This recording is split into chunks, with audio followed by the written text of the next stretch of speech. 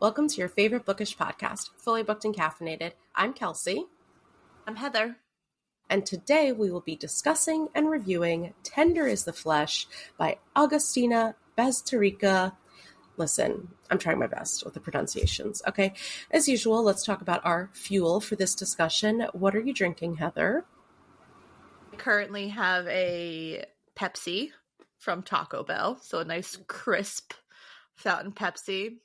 But I have like a bone to pick with Dunkin' because the past couple days, my coffees have been kind of terrible. No. Like they're losing flavor pretty instantaneously. And I don't know why. Like I've had to add like more sweet and low on my own. And I don't know why. So, and my mom said that she's been having a similar problem. So I don't know if like Dunkin' like changed their coffee without anyone knowing. Or both of your Dunkins just have a new morning shift person. Maybe. I don't know. But yesterday I got the iced pumpkin chai latte from the pumpkin cream chai from Starbucks yesterday. Yeah. To kick off the official start of spooky season. Oh my God, I'm so jealous. Is back at Starbucks. It is now clearly spooky season. The weather today proved that as well. It was crisp this morning and this evening. It has been crisp recently. So I'm just jumping in the fall. I'm there. I did get my first pumpkin coffee when we were in LBI, and it's kind of weird that you say this. I got Dunkin'. It's kind of crazy that you say this because my coffee also didn't taste like pumpkin after the first sip. Mm-hmm. I don't know what's happening. It feels like a conspiracy. It might be. And I don't like it. Me either. I also don't like that when I went to get my birthday coffee on Saturday, they didn't have pumpkin yet at Starbucks, but it's okay because I got my last brown sugar shaken espresso with the brown sugar cold foam for the season until I switched to pumpkin. Yeah, there you go. Was it good? I mean, it was delicious. Delicious. Perfect. And I put in my Frost Buddy and I took it to Barnes & Noble with me. It was wonderful. Love that. Anyway, so cheers. Cheers. As you guys may have noticed, we have some ads popping up on your feed. So right now we're going to take a little ad break before we get into our book discussion. All right, so Tender is the Flesh. As I said, this is written by Agustina Bazterrica. Bazterrica? I don't know. We're going. I thought thought you would do a translation. No, I did though. I did though. Pronounce. But that was like 20 minutes ago. Great. So, alas. Anyway, so she's an Argentinian writer. She has a degree in the arts from the University of Buenos Aires and now serves as a judge for several literary award panels, as well as hosting writing workshops and obviously still writing. Tender is the Flesh, or Cadaver Exquisito, as it was originally named, is the novel that solidified her as a national name. So Tender is the Flesh was written in 2017, and it was translated to English in 2020 by Sarah Moses. So obviously it's originally written in Spanish. I didn't realize it was that old. I know, because we just got it in 2020, which is also kind of crazy that we got it in the midst of a pandemic. Of a pandemic where things were pretty dark. Makes sense. Makes sense. It sold 500,000 copies in English alone, but it has been translated into 30 languages. Nice. That's a lot of languages. It is. So, trigger warnings. This book is about cannibalism. So do I need to go trigger by trigger? Probably not. No. You should know by now if you want to listen to this episode or not. Okay? I'm going to read the summary from my book cover. Do you like when paperbacks have a jacket? That's interesting. Yeah, this is a paperback with a jacket. I don't know that I've seen those, actually. I mean, it is a small book, too, so it'd be weird to have it as a paperback. I mean, as a hardcover. But I originally read this on Libby when I first read it, like maybe 2 years ago now. And then I saw it at the thrift store in a paperback, and I simply had to have it for my collection. I actually listened to it. I did hear a lot of good things about the audiobook. The audio was very, very good. And the man who narrated it has probably one of the sexiest voices I've ever heard. And I want him to just read me books every day of my life. But not about cannibalism. No. You should look up and see if he does any romance books. I should, actually. Because there was one scene in this book that I was like, whew! I was like, all right. Not you being turned on by the cannibalism book. I was like, oh, that was hot. I fear we've lost the plot. Oh my god. That's Anyways, great. Go ahead. Read that summary. Poof.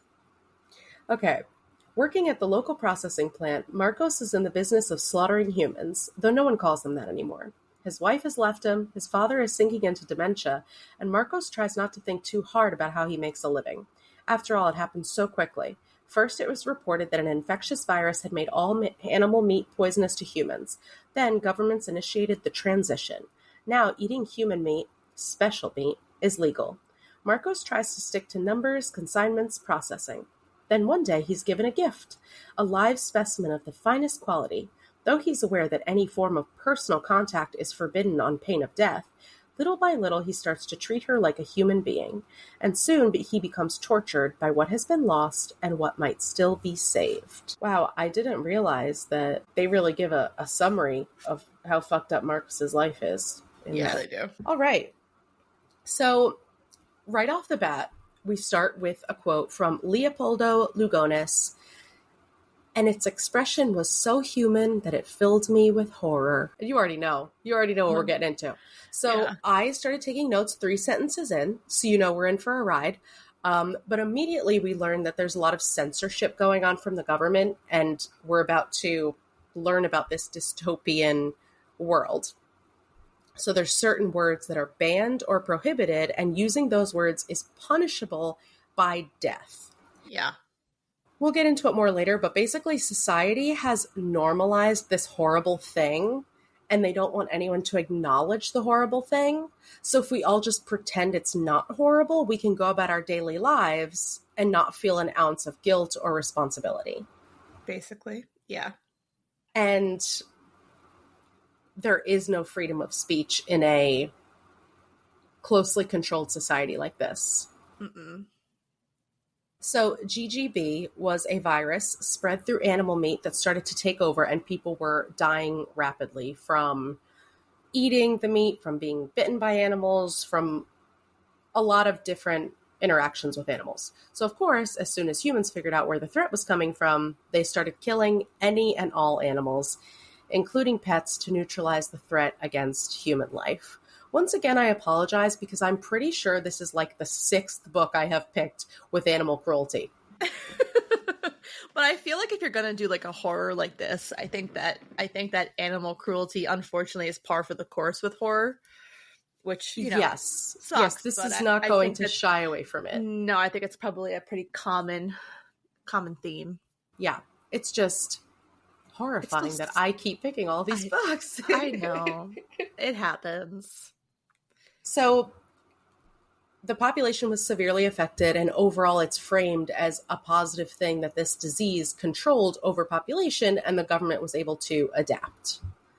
And they call it the transition, as they mentioned in the little blurb. So people were killing the poor, the marginalized, immigrants in secret and eating them, and doing cannibalism, which was still illegal at the time because they couldn't eat animals.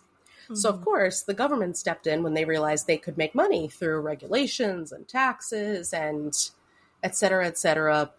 Basically, they could put a nice big old capitalism stamp on top of it, and now it's legal. So humans are being bred as animals for consumption.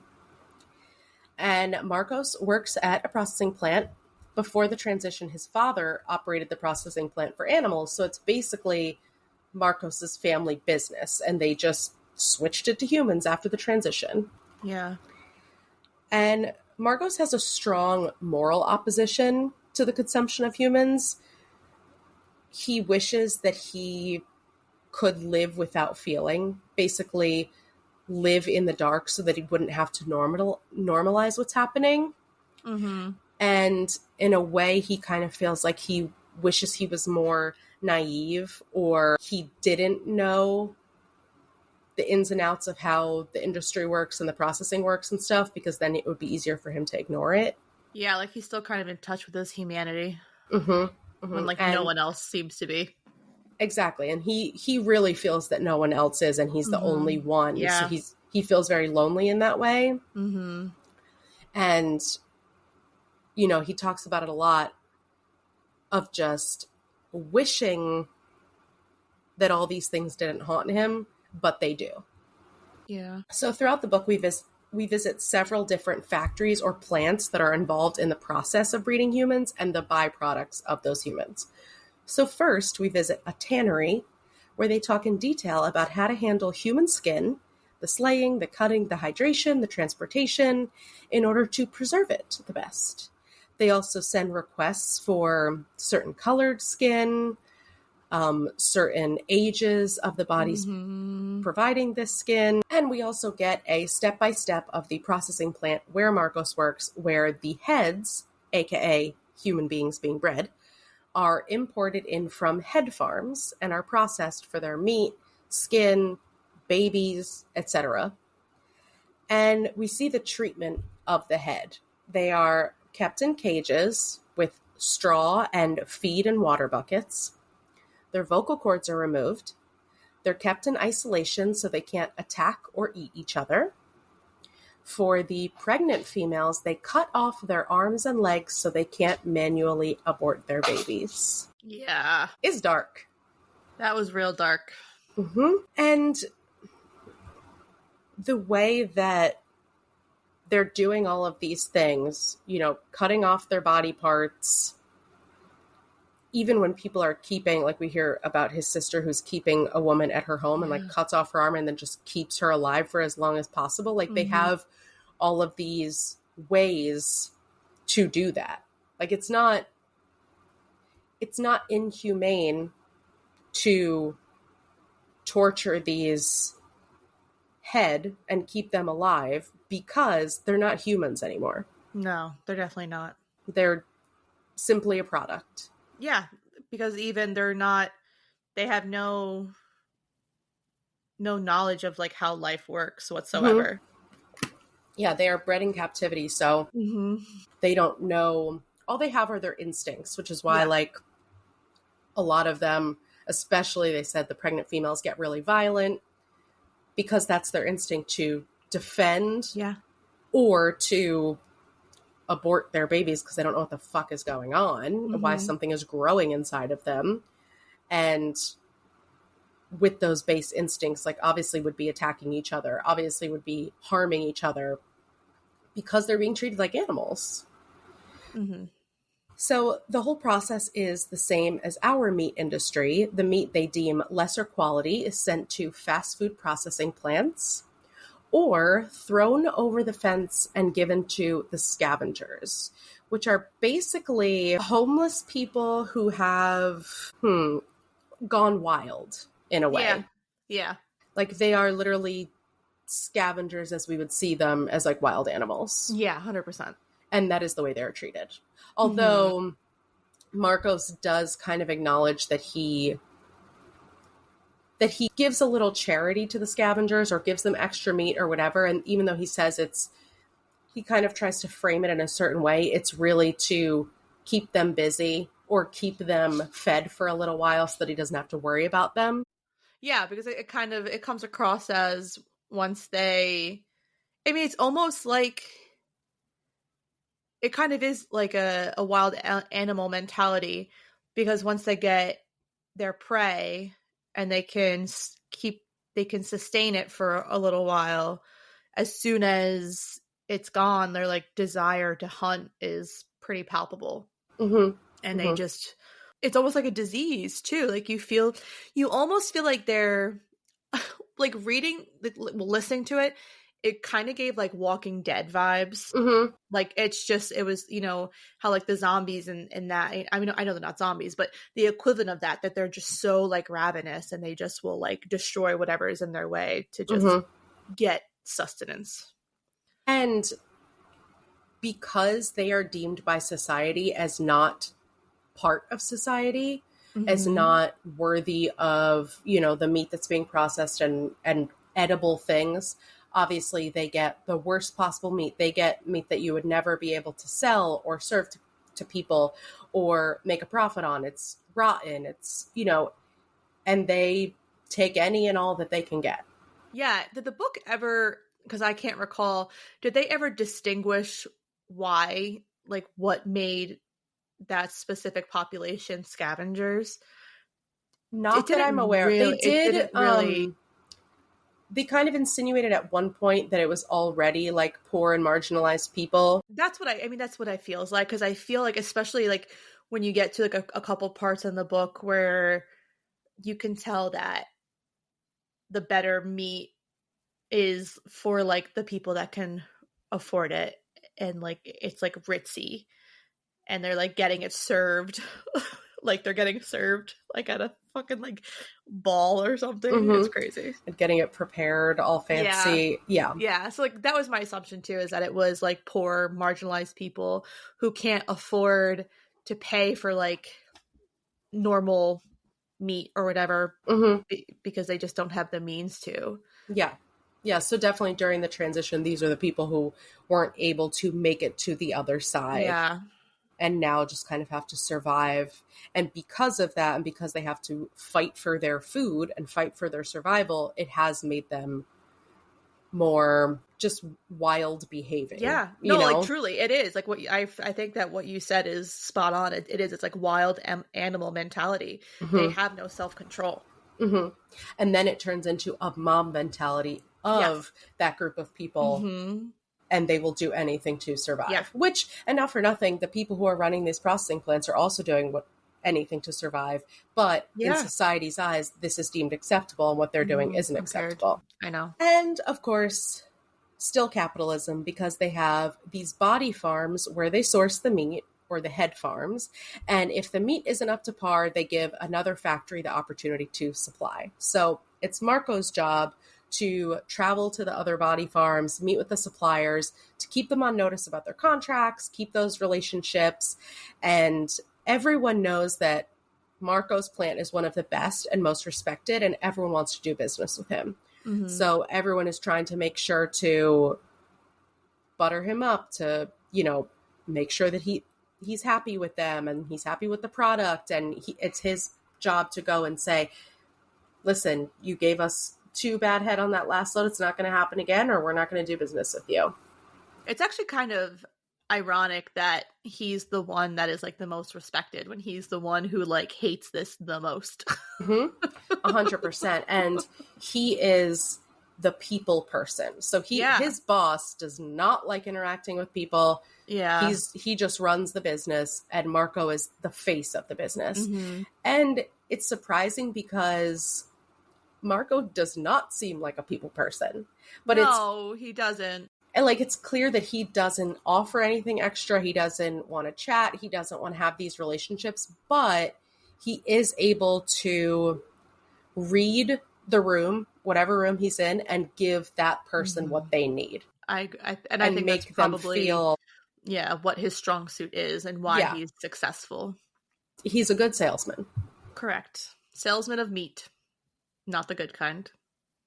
Special meat. The fact they called special meat is so... On the barf. Is that like a name for like some guy on Tinder's dick or something? Special meat. Anyway. Can you just imagine someone sending an unsolicited dick pic? Anyway, that's not the point. We'll talk about dicks later. Okay, so we also visit a game reserve where rich people can hunt live humans and then eat them. Yeah. So this is what you were mentioning, where basically all these rich people can go to this place. They make it like a little boys trip where they can just let loose live humans, and, they get to hunt them. And then at the end, they get to take pictures with their catch, and whoever has the biggest catch, they get their food prepared.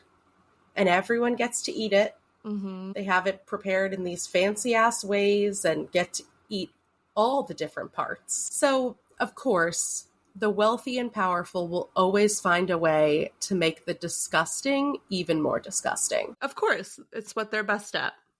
There's also some like real blatant homophobia in here. But yeah.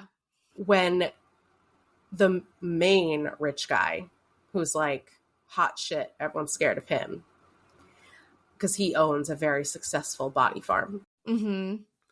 And he requests the rock star's penis to be prepared for him. And one of the other guys like, aren't you gay for eating that? Aren't you gay for eating another dude's dick? And he's like, I mean, I just fear that they have lost the plot fully. Like, that's what we're worried about. Yeah. And he's like, it's an aphrodisiac. Yeah, I think for me, it's the rich guy trying to show his, like, his place of power. Mm-hmm. Because he's like, I'm literally going to eat this other guy's dick. That's how fucking powerful I am. I'm going to eat this other guy's manlyhood. Yeah. To show how manly I am. Yeah. 100% it's a power move. Yeah. And it's already like this person who has been killed was a ex-rock star who had all these debts and basically gambled his own life so his debts would be forgiven. This man has already been embarrassed and humiliated and then murdered. And now he has to make sure that he humiliates him even more in death. Exactly. So, like we said, there's always going to be something that's taken too far. The wealthy and the powerful will take it even farther and find a way to make it into sport. Oh, yeah. Or a dick measuring contest. Yeah, because like even just like thinking of this, I feel like I've seen so many TV shows and movies or where this is like a thing where they're like, you know, they put people into like, I will chase you. And if I get you, like, you will either die or something terrible will happen, or I have to show my power over you. And it's like, the fact that this is a thing that rich people get off on is terrifying in itself. That, you know, they just want someone to feel so powerless and helpless and then expect them to, like, feel hunted. Like, what kind of power, like, what justifies a power trip like that? And having these savage desires and these desires for violence is acceptable because you're doing it while you're in a business suit. Exactly. They think that it's almost like the assumption that, well, since we're doing this like for fun or for, you know, sport, it's okay because we labeled it that way. Because we don't have to do it. We just want to do it. Exactly. And you're so right. There are so many, I mean, there's real life true crime cases where women are hunted like this. Yeah. And then there's so many movies like even Hostel, which is about the super wealthy paying for people that they can torture and murder.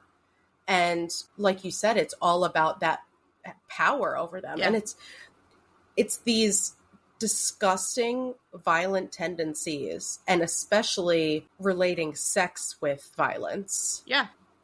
And it's fine because we're doing it for sport. We're doing it as this organized thing. We're doing it to show how much money we have. Like, there are no moral lines. Wow. I would never want to be wealthy and powerful. Maybe just like a little money. Maybe just a little money. Money would go a long way. I'll just take a little bit. Okay. So El Gringo, the head of the body farm, gives Marcos a gift, an FGP female, which stands for First Generation Pure, which means that she is born and bred in captivity without any enhancing hormones. Basically like organic farm raised. Yeah. By our definition. More or less. And he's like, what the fuck? You can't just drop a female off on my doorstep. Uh-huh. And he's like, do whatever you want with it. They're like, you could either eat it, you could slaughter it, you could sell it. Like, they're like, you could sell it. I'm like, so what's the point? You can use it to breed. Yeah. But obviously there are ways to do that. Yeah, you have to report it. You can get it pregnant, but it has to be like artificial insemination and all this stuff and like use it to breed. There are a lot of options, but this is a backhanded gift. Yeah. This is a gift that comes with a lot of work. And this just proves that this is how important the body farm's relationship is with the processing plant, that he's like, do you know how many people would kill for an FGP female? They're very expensive. They're very coveted. Yeah. There's a lot that goes into them. Obviously, this is a grown woman who has been raised from birth. And so it's like, this is how much that relationship means to him. He's buttering Marco up a lot. So about Marcos, he has a pretty shitty life. Yeah. His mom died. His dad has dementia, but not only does he have dementia, he kind of lost his dad before that when his mom died. It was kind of almost like a psychotic break. Yeah, like their relationship really suffered. And then as his dad started declining, he basically turned into like a little conspiracy theorist and like just a lot of crazy things. And then it turned into full-blown dementia. His sister sucks. Yeah. And has like 2 demon children. Yeah. Who play this game like when they look at someone and talk about what they would taste like. Yeah. Bruh. That is some freaky shit. So freaky. His wife struggled with infertility for years, and when she finally conceived, their son died, and now his wife has left him, and he's alone to process all of this all by himself. On top of him resenting his job. So we get so many instances where Marco is just upset with his life and going through the motions. He resents that he has to be responsible for his dad, that he has to speak to his sister, that he has to kind of wait and wonder if his wife is ever going to come back. He resents his job, but he stays because it pays really well. And his rationalization is that he has to pay for this ridiculously expensive care facility for his dad. Yeah. So as much as he says, oh, I wish I didn't know any better, or wish I didn't have to be involved in this, he is obviously benefiting from this. And, he knows that he's good at his job and he's obviously successful, but he also needs the money. Yeah. And at first he's very resentful of the FGP female because she's a lot of work and responsibility and time, and he needs to feed her and keep her alive. But his loneliness gets the better of him and he fucks her. Yeah. I can't blame him. And I knew this was coming. Oh, 100%. The second you're not gonna give me a young female who's untouched and then give me this lonely dude whose life sucks, and he gets drunk and he's like, it sounds like a really good idea right now. Putting my dick in this pet that I have. So we start part 2 where we find out he's basically domesticated his quote-unquote pet. He named her Jasmine. He feeds her, clothes her, snuggles with her, lets her watch TV. Oh, and she's 8 months pregnant. It's like, I didn't necessarily see that one. I mean, like, I knew something. I knew something was going to happen. But when he was like, when he knocked her up, I was like, oh, I wasn't expecting that one. Like, I was expecting him to like kind of like use her for like sexual purposes, but I wasn't expecting him to breed her. Yeah, like keep her as a sex slave. Yeah. I mean, it shows that he's losing his grip on reality. Yeah. Like, he knows how wrong this is, and not only is it illegal, but morally it's very fucked up. And I feel like the closer it comes to the baby's arrival, he's just getting more unhinged. And it's kind of going off the rails and changing, and people are noticing the changes in him because he's just like kind of not necessarily handling what he's done, I think, as well as he probably should be. Yeah, like it shows that this is severely affecting his mind. Like, his job is being affected. He's mouthing off at work. He's getting into arguments. He's treating everyone around him badly. Like you said, people are noticing. They're starting to comment on his appearance, comment on his general demeanor. He's ruining a lot of the relationships that he's built. Yeah. And he's finding a lot harder to just kind of pretend and go about the motions. And just overall, his health and attitude are continuing to decline. And all he wants to do is be home with Jasmine and cuddle with her and spend time with her. And it was like weird too, because I couldn't tell. Like, I felt like he had this like detachment from her, and like, you know, you, because then you think, all right, well, he impregnated her, so obviously he wants to have a relationship with her, but it doesn't really come across like that. Like you can tell like he kind of used her for one purpose, and he's just kind of taking care of her so that the baby is safe and like taken care of. But like you could tell like he doesn't really have any emotional attachment to her per se. Yeah, so it definitely is complicated because he is treating her like a human being and a girlfriend in some In some instances. capacity, but then he locks But her up. then he locks her up so she won't hurt herself or the baby. And then he leaves for hours and hours, sometimes days at a time, and leaves her locked in this room. So it's like he's not fully treating her like a human. And it's hard to say in that moment whether he is just Yeah. taking care of her for the baby or for this sense of companionship. And the whole time he's like, I know this is never going to work out. I know that this is illegal. I know that I could literally be put to death. That's the penalty if someone found out what I did. But no one is going to take my son away from me. How does he know it's a son? I don't know. He just does. Maybe I think he's kind shooting. of, and I just think that he's so still stuck in his grief of losing his first child, that this is kind of like the redemption story for that. So I think he's 100%. probably just assuming it's going to be a boy, Mm-hmm. because Yeah. it's like his son reincarnated.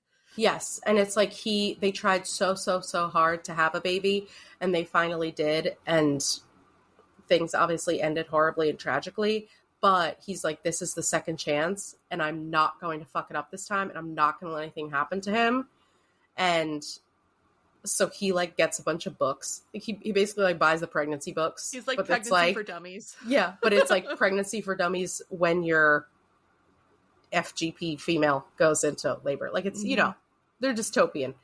So finally, Jasmine goes into labor, and Marcos does the absolutely most batshit thing that's ever happened. He calls his estranged wife to come help deliver the baby. And he's like, girl, I know I impregnated an edible woman, which is not only illegal, but also morally fucked up. And is it cheating? I don't know. There's a gray area. But just be a good nurse and deliver my baby, because the amniotic fluid is green. This baby about to die. And she's like, bet. She flips into nurse mode and ignores the absolute insanity of the situation. Yeah. And so through a long home birth, she delivers a healthy baby boy. And although Jasmine can't speak because, you know, remember, she's had her vocal cords ripped out, she's reaching desperately for her baby. Mm-hmm. And this is when you know it's not good. Yeah. Cecilia sees this as the solution to their infertility problems and tells Marcos just to bring her back to the barn until she's ready to give them more babies. And instead, Marcos kills Jasmine. Yeah. And the book ends with the quote, "She had the human look of a domesticated animal." Yeah. Very harsh, bro. That's the mother of your baby. I know. So do you think it was... The last like 10 minutes of this book was like so intense, and I honestly was wondering because as like I was obviously like listening to the audio, it tells me how much longer I have, and I was like, what is the conclusion going to be? Because, you know, I feel like there were so many moments where he almost got caught, you know, with like the inspectors coming and everything. And I'm like, okay, so like something bad's going to happen. Like, I just know, like, obviously it's leading up to something. And then the plot twist of him calling his estranged wife, having her deliver the baby, and then being like, this is our second chance. You kind of, it like flips on its head, because you think that Marcos has humanity when truly he doesn't, because he fucking uses this poor woman with ulterior motives to kind of give him and his wife a second chance to have a child. Okay, so do you think it was Marcos' intention all along to have Jasmine deliver the baby and then to kill her afterwards? I don't know. I think that him sleeping with her was just a lapse in judgment. And then, but I feel like Marcos is so intelligent, and you know, once he probably realized she was pregnant, it was probably because, like, here's the thing, you lose like 8 months of Mm-hmm. him. It kind of like does like a time jump, so you don't know like what his true thought process is, and if this was his plan all along, or if this was something that was a spur of the moment, or he found out she was pregnant. So I don't know if it's like left to like the reader's interpretation, but I was shocked that he killed her, just because I didn't think that that was something he was capable of, judging from how he was portrayed in the book.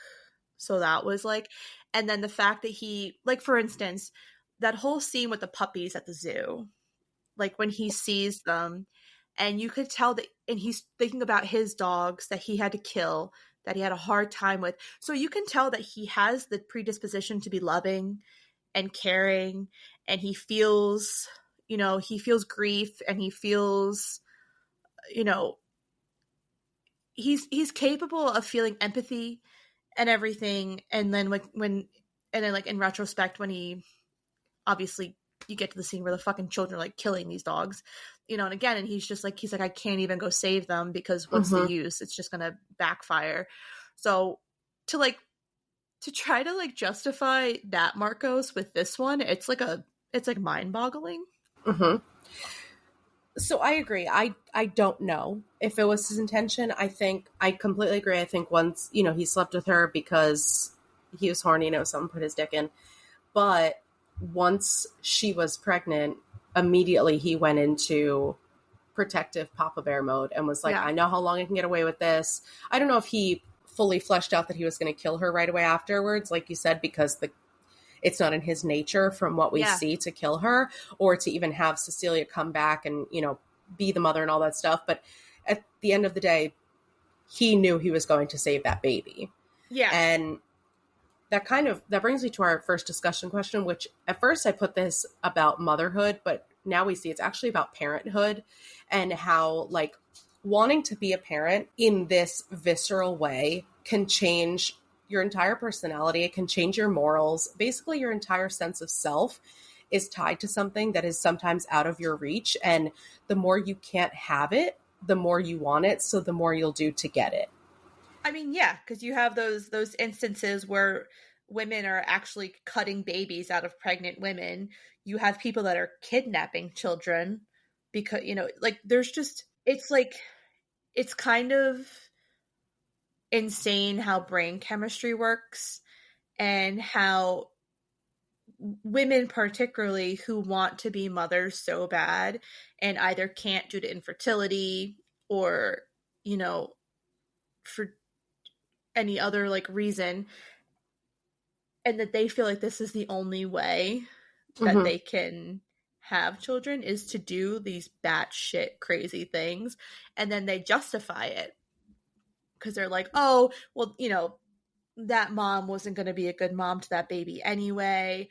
I took this baby from like a crack whore. You know what I mean? Mm-hmm. Like, people, Or they I was meant to justify be a it. mother. So I was meant basically, to be a the mother. end result is worth whatever means it is to Yeah. get there. And like 100%, it happens on that violent and grand a scale. And then it happens on a smaller scale where they tried, there's no real markers of time in this book, but they tried for years and years and years. I mean, he lists how long they tried and struggled with infertility, how long they tried to Mm-hmm. conceive, and just all the other, all the things they went through.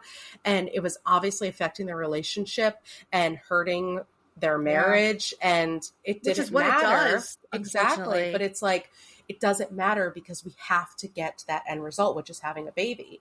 Yeah. And to your point, specifically with Marcos, it changed his entire personality because he was going to protect that baby at all costs, no matter how many laws he had to break, which, like, the law in this book is fluid as fuck, so I don't blame him about that. But it turned him into a murderer because he had to protect his child, which is now this scandalous secret, and had to play it off like it was him and his wife's baby. Mm-hmm. And so he's willing to cover up that secret at any cost, Mm-hmm. all under the guise of fatherhood. I know. And it was really heartbreaking when Jasmine was trying so hard to like get to her baby, and they said like she can't talk, but you could just see like her emotion and just wanting, because here's the thing, you also have this woman who doesn't know anything, doesn't understand what happened to her, but it's the instinctual of being a mother when you give birth that you know that that is something that belongs to you and Mm-hmm. that you immediately want to bond with it. Like, that So just it, came out of my body. Why are you not giving it back to me? yeah, and so like that was just, and then so the fact that she didn't even get to like hold the baby or like really see it, she was just immediately just like fucking killed. I was like, oh, that's really fucked up. And by Marcos, who not only is the only person she knows, but the only person who's ever shown her any type of kindness, who showed her how the world works as much as he could, who, Mm-hmm. taught her, who got her out of her fear, Yeah. which is fear is all she knew, fear and survival. He got her out of all that and turned her into, a semi-human being. So this is the person who has nurtured her and cared for her and now is ripping Yeah. her baby away and then is ultimately the one who kills her. Mm-hmm. And it's like a full circle fucking moment. Like what emotional whiplash for someone that doesn't understand emotions. Mm-hmm. Exactly. So we also get this sense of morality in this book. There's obviously this idea that society condemns thing that they don't understand or until it becomes a necessity, and then all of a sudden we find a way to make things socially or morally acceptable. Basically, our conscience as a society is fluid, and at the end of the day we can adapt so easily to being cruel. I saw someone label it as the fragility of our moral compass. Wow. Which is so true. I mean, Mm-hmm. you can rationalize and defend anything if you try hard enough, or if enough people believe it. Of course. Which brings me to my next point about language. And I do wish that this different kind of language, but I do wish that I was able to read this book in its original language. I think it would be so powerful, because obviously a lot of things get lost in translation. But language in this book and the idea of censorship that we mentioned at the beginning, all we need to do in order to make it okay to eat humans is to dehumanize them. Take away their names, their identities, their humanness. Don't call them humans, give them a different name. During the process at the plant, undressing them, branding them, removing their voices, removing the things that make them human and turning them into animals. Yeah. And our society has never had an issue with mistreating animals. And if we're able to distance ourselves from the humanity, we can mistreat humans too. And it's just amazing and terrifying how quickly that could happen and it could all be normalized. Of course. And I feel like that's kind of like what you just said before, how you can make if you have enough people, like you can make it true or believable, and it's like almost like the equivalent of cults. This is like a cult now of people who see the power that they could wield if they can turn. It's almost like we said, like with the capitalism, like once they realized that this was something that they could earn money on and everything, it's just crazy how much greed is such a factor in these scenarios as well, because you're willing to just lose all your humanity and dehumanize so many different things just to make money or just to have power. Mm-hmm.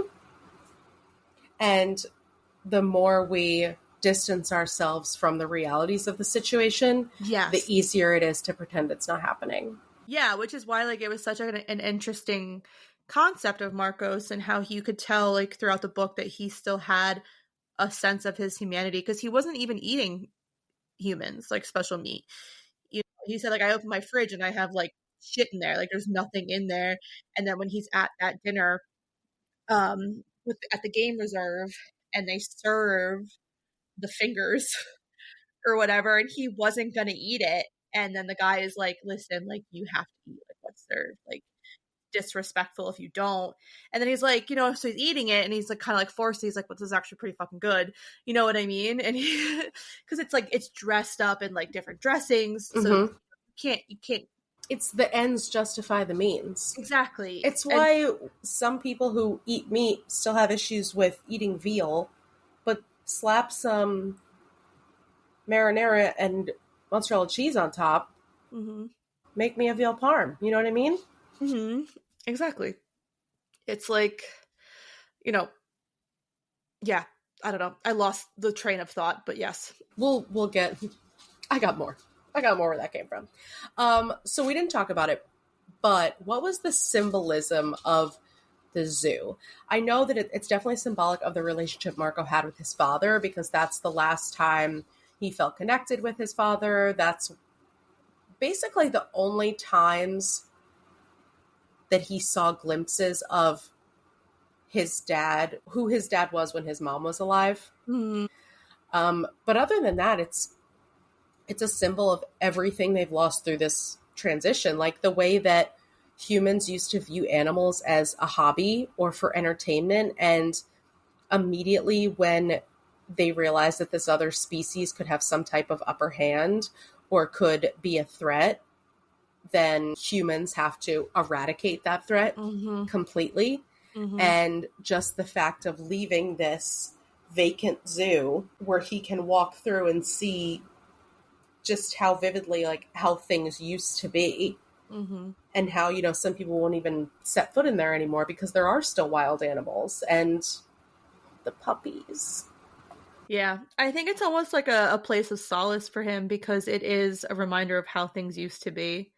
And I think that Marcos is such like he's so nostalgic for the old world and what his life used to be like. There's like nowhere else that he can really go to for, I think, that like peace. And but it's like interesting that at the end he like kicks down the sign. And it's kind of like, now that I think about it, once he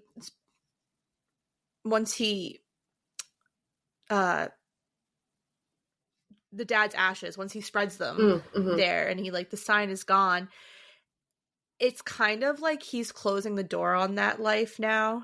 And especially with the symbolism of kicking down the sign, and he's kind of like, this is like now a no named place, and now I need to move forward with the choices that I am now making, because now I am becoming one of them.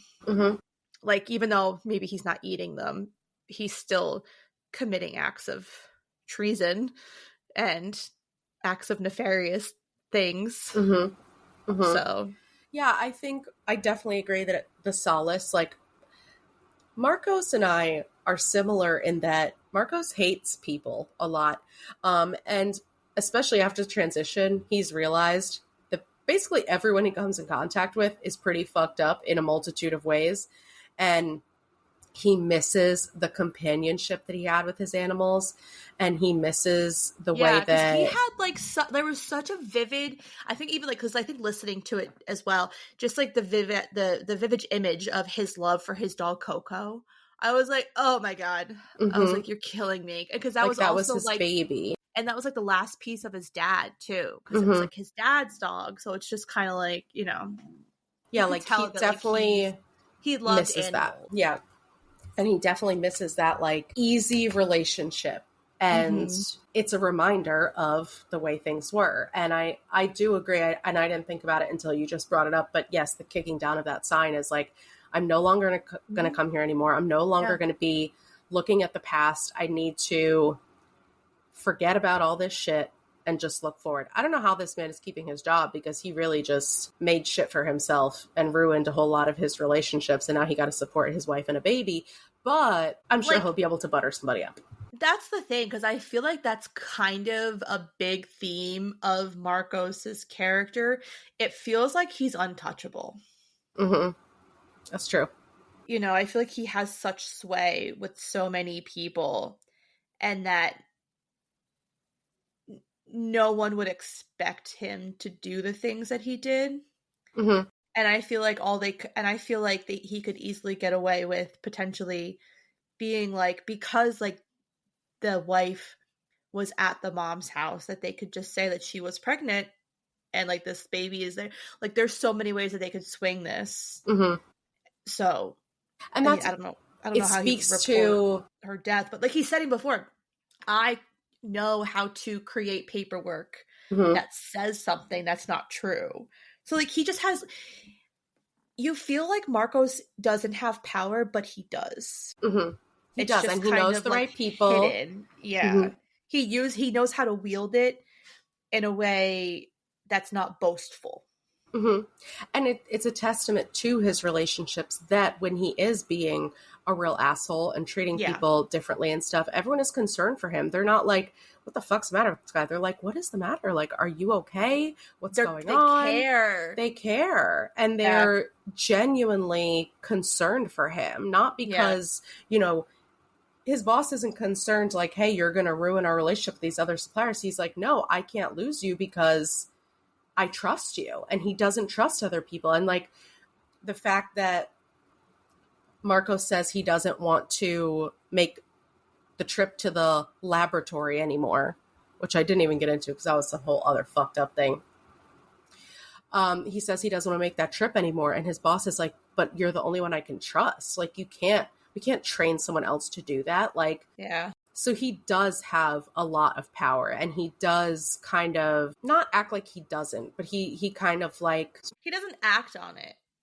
Like yes, he is almost humble in his power. yes, yes.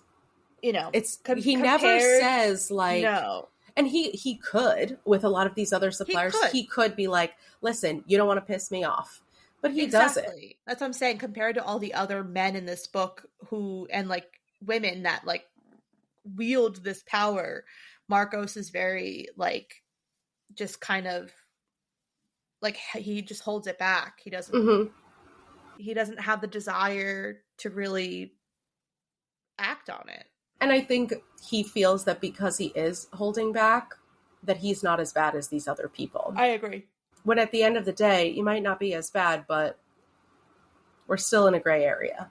We're still like his entire job is a gray area. Mm-hmm. Mm-hmm. No matter what the current dystopian world looks like, it's still a gray area, especially for someone that still holds on to his humanity as much as he does. But I think like at the end of the book, you could tell that he throws all that away. Mm-hmm. Like he's like no longer. But you can see in so many different ways how he's holding on to that humanity. Like, yeah, he works at a processing plant, but everyone knows his is the cleanest, most humane, most successful processing plant. Like, he's not going to work just anywhere, you know? And it's like, so even though he's kind of selling his morality out in order to make money, there are still ways that, like we said, he's able to rationalize any little thing that he does. And even at the end where he does kind of throw that stuff away, it's still this cognitive dissonance. So a lot of people online think that this is mostly a commentary on factory farming and mistreatment of animals for consumption. And I see that, obviously. But maybe just because I'm not a vegetarian, or maybe because I just see everything through the lens of humanity being horrible, I saw this in a much broader lens. Especially since they make it explicit about the different classes and the hierarchy and the quality of meat being based on what you can afford or the condition of the person who supplied it. How often do we hear about poor or marginalized people, or especially undocumented people, and they're discussed as if they're property or not worthy of a name or identity? It's the same way a lot of people view prisoners or mentally disabled people. Like, they're not worthy of the same humanity that we are.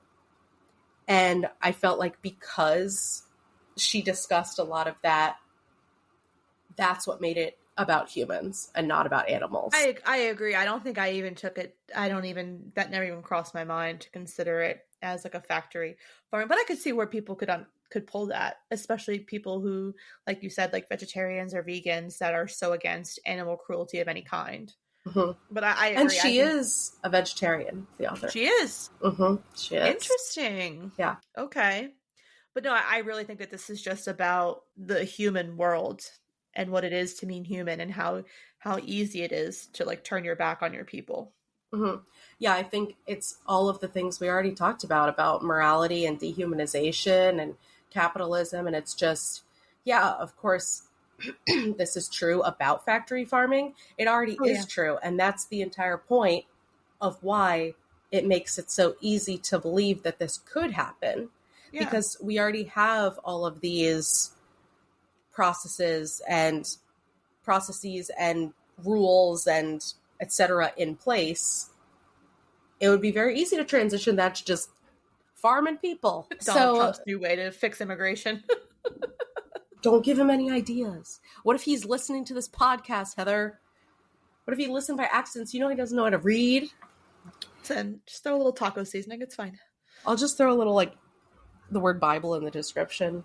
And then, oh my God. And then he'll be telling the whole world that it's mandatory to listen. Exactly. That's all the ad revenue we need. Anyway. Okay, let's talk about Marco. So, obviously we said he's very disconnected from everything that's happening, or at least mentally he tries to be. But at the end of the day, he's just as much a part of the machine. And the way he treats Jasmine at the end shows that he is just as capable of farming and cruelty and eating humans who have an identity, because it's basically this holier than thou attitude, because he separates himself and acts as though he is the only one in this entire book that is disgusted by cannibalism. Even though at the end of the day, he contributes to this machine in so many ways. And it's kind of the difference between knowing something is wrong and not having the ability to change it. And so since you know what, like that phrase that I can't think of it, but that like the devil I know is better than the devil you know. Yeah. Is that, like, I feel like that's such a great, this book like encompasses that. Yeah. And it's, since he can't change what's happening, obviously, he might as well buy into it and make that bag because he needs the money, which is literally the point of capitalism. And we talked about this before, like, we will look the other way to horrible practices or morally ambiguous practices just to get the right result, just to make money, just to keep up appearances, just to, and, you know, we can boil it down and say, oh, it's to survive, but it's not just to survive. You're not selling different levels of meat and throwing dinner parties and having a factory farmed woman living in your kitchen so that you can serve parts of her for dinner parties. Like, that's what I was saying about Marco and his like cognitive dissonance, where it's like he tries so hard to pretend that he is like outside of all these things, and then at the end of the day, with Jasmine explicitly, he forgets all those things. But every single day he goes to work and he supports this machine. And like we said, you know, he works at a plant where they're doing things as humane as possible. And they, you know, try to do things as regulated as possible and all this stuff. So it's kind of like the lesser of the evils, but it's still the same thing. Yeah. But like, but it's almost like you have to, I feel like I can sympathize with Marcos in the beginning of the book, like who Marcos is in the beginning, because he really doesn't have a choice. He either has to adapt to the times or he becomes food for the scavengers. You know what I mean? So as much as like he hates what he is doing and it may be against like his moral compass, he kind of realizes he doesn't necessarily have a choice. So like it's unfortunate that by the end of the book, as long as he's been holding off on becoming the problem, like part of the problem, unfortunately he does, because like he sees that it could benefit him in some way. Which I think is just like what happens. I feel like people in power when they can see something that benefits them, even though it doesn't benefit the other person or the other situation, they just don't care because it greed and being in power is more important than the outcome. And I can also totally understand, because think about like in our daily lives, like we can, talk about politics and talk about, be as liberal as we are and all these things. And then at the end of the day, I still order something off Amazon and support fucking Jeff Bezos. And so it's like I'm choosing the morality that I want to support on a daily basis. And, sometimes it feels absolutely inevitable to do everything morally right, because the world is so geared towards... It's actually, I think, impossible to do everything morally right, because no matter what you do, your actions or thoughts are still going to piss somebody off, or still are going to not be aligned with someone else. So it doesn't matter. And that's the thing that, like, just being like a human being sucks, is that you're never going to please every single person. Like, who you are as a person, something is going to piss somebody off. Like, you're never going to be liked by everyone. No one's ever going to agree with everything you think. You're never going to agree with what someone else thinks. Think about the dichotomy of being a woman in society. Literally. And, you have to be polite because women are supposed to be polite and soft, but also you need to be fucking rude and stand up for yourself to make sure that nothing's going to happen to you. It's like, be nice to strangers because you never know what they're going through. Yeah, okay, but then maybe they should be fucking nice too. Yeah. And not be an asshole for no reason. Like, it's just this constant, every single moment of our lives is a constant choice. And most of those choices have moral consequences, no matter how big or small. And so because this society has devolved into something so complex, his moral choices just end up being bigger. And so I totally get, like, there's no judgment on him, especially in the beginning. And his life fucking sucks. He's going through it. He literally got dealt a really shitty hand. And so it's almost like you kind of give him credit in the beginning of the book, because, like, he's really still holding strong, and he's taking care of his demented father with a sibling who could give two fucks, but when the dad dies, she needs to put face. Like, it's just there's so many tropes and, like, themes throughout this book that are so prevalent to, like, society as it is now. And it's just, like, his life sucks, but he's doing what he can to survive.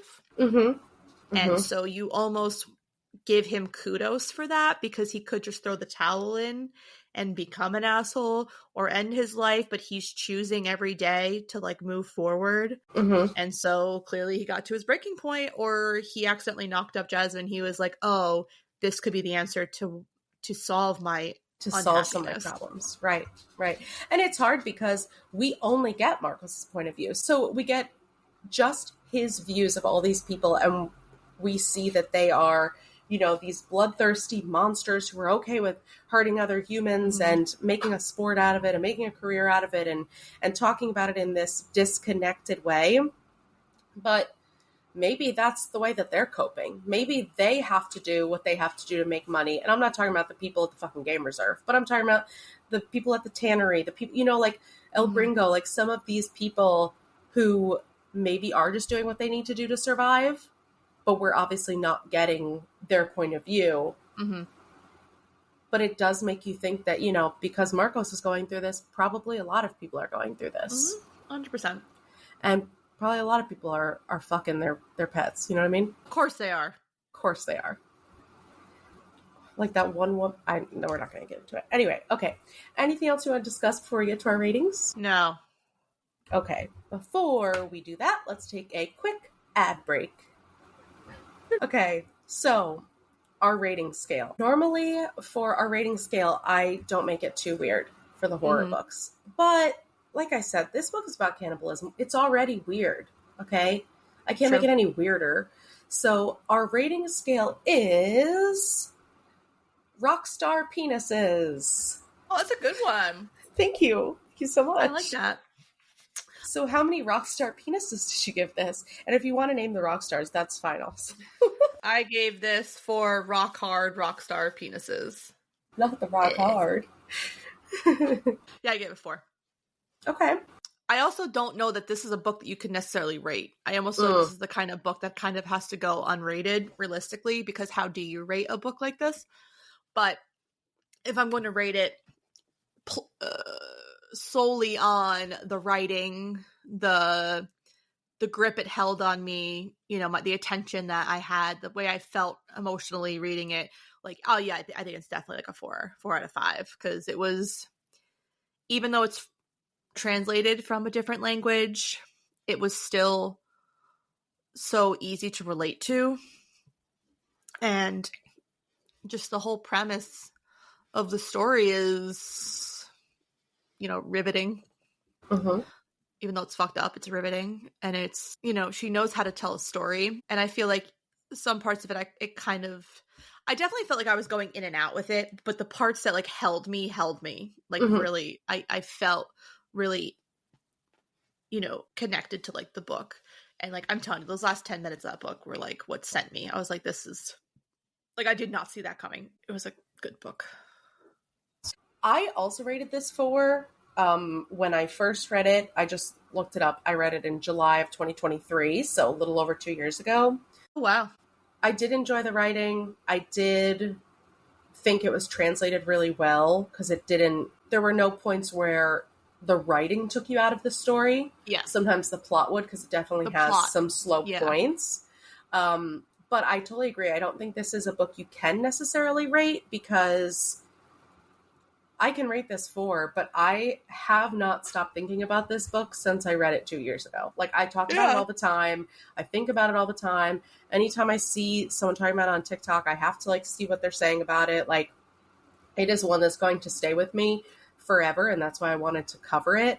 So yeah, if I have to rate it, I'm going to give it a 4. I think that it is another one of those dystopian novels that is not that far-fetched, and that's what makes it a horror book. Not just the body horror, but the social commentary, and it's very dark, it's very disturbing, and the more you think about it, and the more you break it down, the more you dissect it, the scarier and darker it gets. And, you know, I think we could have gone on for 2 hours about fucking capitalism and what this would mean if this was our society, but I think we got the general idea. I think that we got the gist. Yeah. Across. We talked about penises a lot, which is surprising. Okay. I didn't see that coming. Don't tempt me with a good time. I don't know. I mean, what can you say about the sexy audiobook narrator? Listen, you know what I mean? Like, because there was the scene when the butcher, when he's just like fucking her, and then the blood is dripping from the human bodies above. I was like, this should not be hot, but it is. Like, I don't know what you want from me. It was up, probably. It was written to be hot, though. Like, exactly. And I'm telling you, you listen to the that, blood, and you just listen to it, and oh my god, I was like, literally, I like paused. I was like, wasn't expecting that. That took a turn. Like, whoa, I wasn't expecting it to get spicy. I'm driving, I'm like, let me turn the air up a little bit more. And it's also so unexpected in the book. Like, just for him to kind of lose control like that and lose his inhibitions, because he is such a controlled person. And so is she. Exactly. And it just kind of gets, like, feral and... Yeah, I don't know. Animal instincts. Hot. Listen, no judgment. Don't obviously at me. From me. Yeah, don't at us. Listen, if you listen to this whole episode, you're fucked up too, in a good way. Okay. Anything else you want to add? No, I think that's enough cannibalism talk for the day. We need to do something happy next time. I've met my quota of cannibalism. The next book is not a happy book, so sorry. Next book. Wild Dark Shore. Oh, yes. Okay. It's not. I'm literally like 20 pages in. I'm like, this is not a happy book. No. Oh, we're fucked. Yeah. Okay. We'll be back with more despair and destruction on your feed. Anyway, that's all we have for you today. If you like what you heard, please make sure to follow, subscribe, and rate and review the podcast on whatever platform you're listening on. If you have any book recommendations or questions for us, you can email us at fullybookedcalfpod@gmail.com. Also, be sure to follow us on TikTok and Instagram at fullybookedcalfpod to see our upcoming reads. Thanks for checking us out, and remember, if you need us, we're fully booked. bye!